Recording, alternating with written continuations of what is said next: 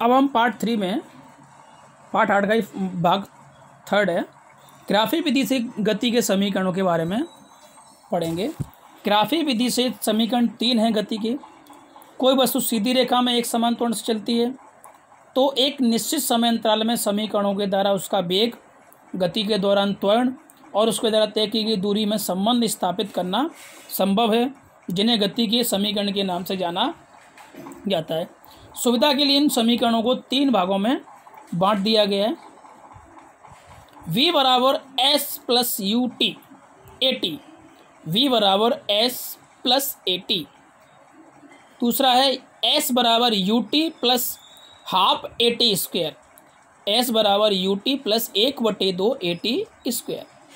तीसरा है 2as बराबर V square minus U square, जहाँ u क्या है, प्रारंभिक वेग है, वस्तु का प्रारंभिक वेग, t क्या है, समय, a क्या है, त्वरण, और v क्या है, अंतिम वेग, और t समय में वस्तु के द्वारा तय की गई दूरी को s कहते हैं। विस्थापन, t समय वस्तु द्वारा तय की गई दूरी को s कहते हैं। वेग और समय में संबंध व्यक्त करती समीकरण जो निम्न प्रकार से दिए गए हैं। पहला समीकरण है वेग समय संबंध के लिए समीकरण। जब कोई वस्तु एक समान त्वरण के साथ चलती है तो उसके वेग समय ग्राफ को लें, जैसा कि चित्र 8.8 में बताया था। इस ग्राफ में आप देख सकते हैं कि वस्तु का प्रारंभिक वेग u बिंदु A पर है और वह t समय में बढ़कर v बिंदु B पर हो जाता है। एक समान दर a के साथ परिवर्तित होता है, जिसे हम बिंदु B से 2 लंब BC और BE क्रमशः समय तथा वेग अक्षों पर खींचे गए हैं, जिन पर मालूम पड़ता है कि OA के द्वारा अंतिम वेग BC के द्वारा समय अंतराल दोनों सेम लिए गए हैं। इसे में t में वेग में परिवर्तन को दर्शाता है, जिसे OC के द्वारा समझाया गया है। अब ये उसके नीचे ये समीकरण को हल किया गया है। क्या लिखाया गया है, a बराबर वेग में परिवर्तन बटे में लिया गया समय, a यानी कि त्वरण। अब वेग में परिवर्तन BD था, लिया गया समय AD था, उनके हिसाब से a बराबर BD बटे में t। अब BD यहाँ क्या दिया है, AT, त्वरण और समय का गुणांक, तो BD का मान तो v है, तो v बराबर u प्लस ए टी। इस प्रकार से पहला समीकरण होता है। दूसरा समीकरण क्या है, समय और स्थिति के संबंध के लिए। मान लीजिए इसमें एक समान त्वरण a और t समय में s दूरी तय करता है, जिसके साथ वेग समय ग्राफ में घिरे हुए क्षेत्र के बारे में वर्णन किया गया, जो क्या कहता है, s बराबर OABC एक आयत है और उस आयत के साथ एक त्रिभुज भी है। तो आयत क्षेत्रफल क्या होता है, लंबाई गुणा चौड़ाई। त्रिभुज का क्या होता है, 1/2 आधार गुणा लंब। अब इसमें अपने हिसाब से OA बराबर U और OC बराबर AD बराबर T, BD बराबर AT मान लेते हैं। तो हम इस प्रकार से इसको हल करते हैं, तो S बराबर U गुणा T और 1/2 T गुणा AT।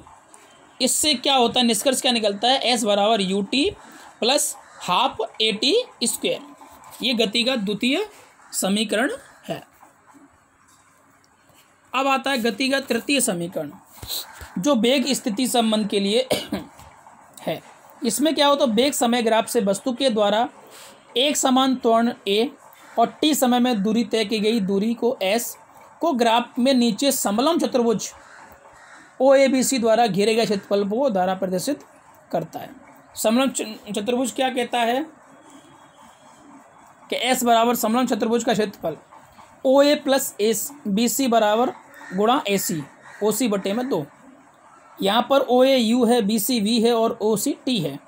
तो इस प्रकार से हम उसमें विवरण करते हैं, तो S बराबर U प्लस V गुणा T बटे में 2।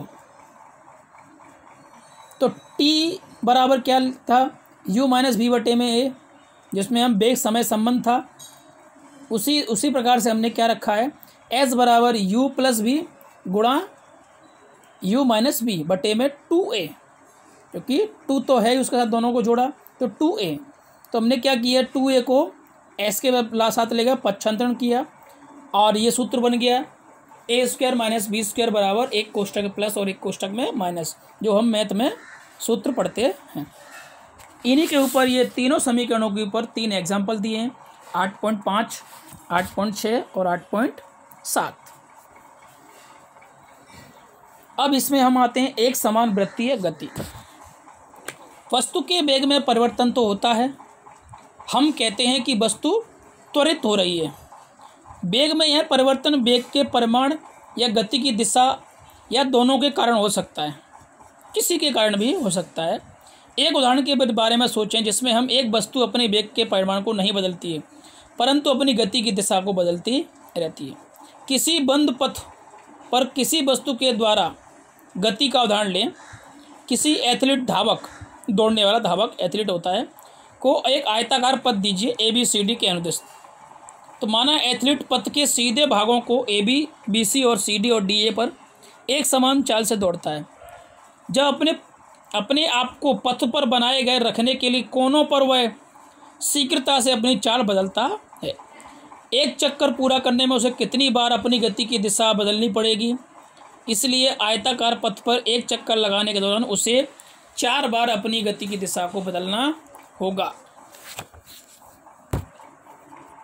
आयता में षटकोणी में उसको 6 बार, अष्टकोणी में उसको 8 बार और वृत्तीय पथ पर उसको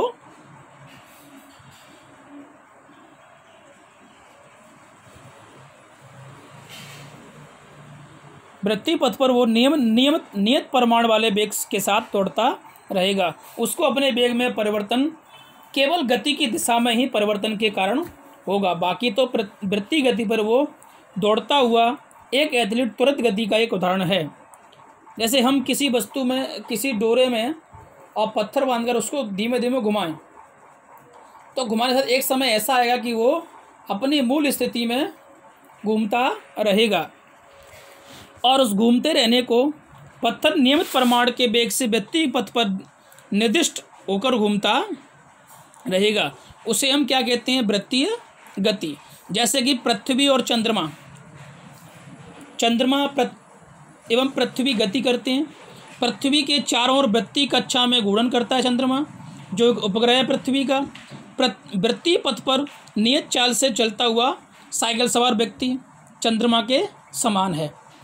चंद्रमा जिस प्रकार से पृथ्वी के चारों ओर परिक्रमा करता है, एक वृत्तीय पथ पर परिक्रमा करता है, उसी प्रकार जैसे कि साइकिल सवार व्यक्ति एक नियत चाल से वृत्तीय गति करता हुआ दिखाई देता है। इस प्रकार से पार्ट 8 है। इसमें कुछ महत्वपूर्ण क्वेश्चन भी आएंगे और ये पार्ट काफ़ी अच्छा है जो 10th में भी आपको मिलेगा।